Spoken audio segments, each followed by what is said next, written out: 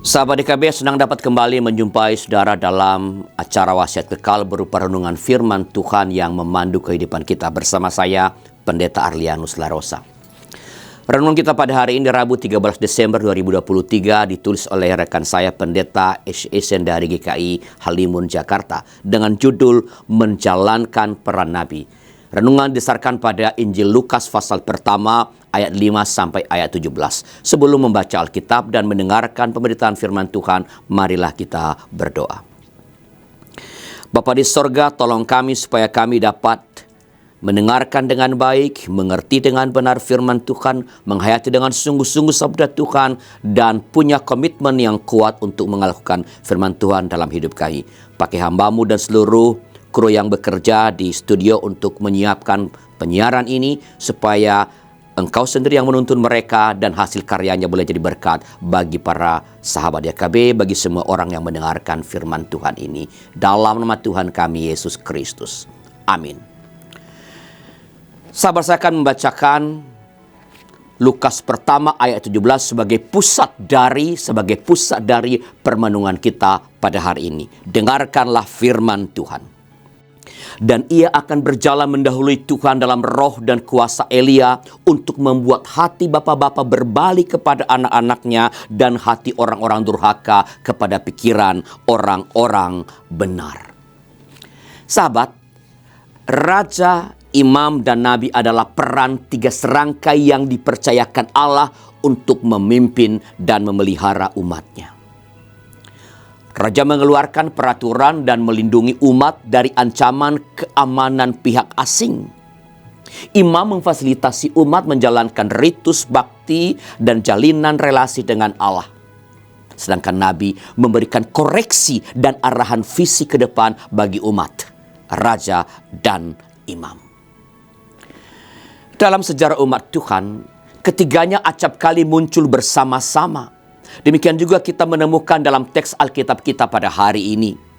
Saat Herodes menjadi raja, ada seorang imam yang bernama Zakharia. Ia mendapatkan anak secara ajaib yang kelak akan menjalankan peran nabi. Anaknya itu adalah Yohanes yang mengingatkan umat untuk bertobat sebelum kemunculan atau datangnya Kristus. Nyata benar bahwa peran nabi sangat dibutuhkan di sini.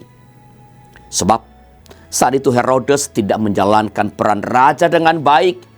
Para imam hanya menjalankan tindakan ritual belaka tanpa makna. Yohanes pun hadir sebagai nabi.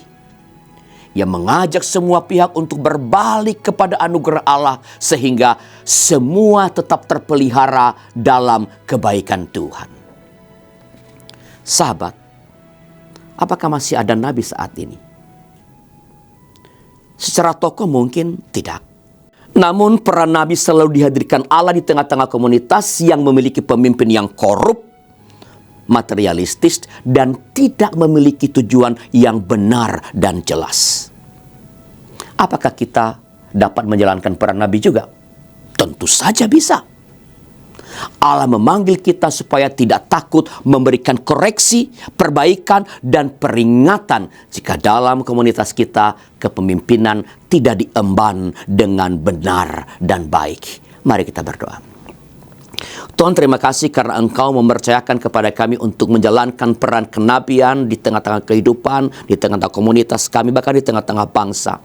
Berikan kami terus keberanian untuk dapat berani memberikan koreksi, masukan-masukan ketika kami melihat atau kami malah mengalami kepemimpinan dilakukan dengan tidak benar, bersifat egoistik, mementingkan diri sendiri, kelompok sendiri, dan bersifat menumpuk kekuasaan.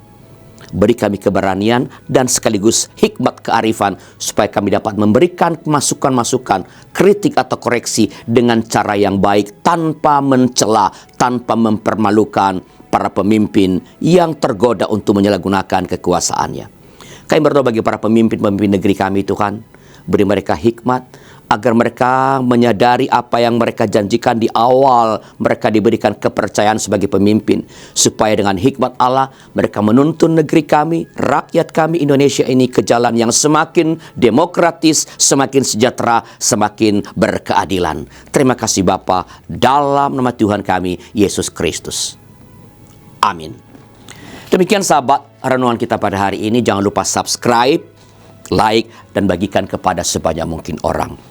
Tuhan memberkati saudara.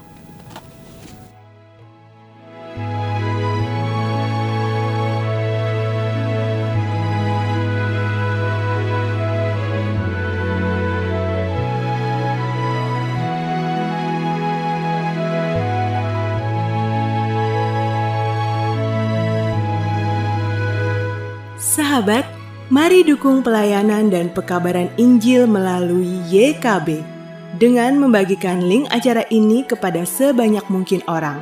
Dukungan juga dapat saudara lakukan dengan mentransfer dukungan finansial ke rekening BCA ke nomor 450 305 2990 450 305 2990 atas nama Yayasan Komunikasi Bersama.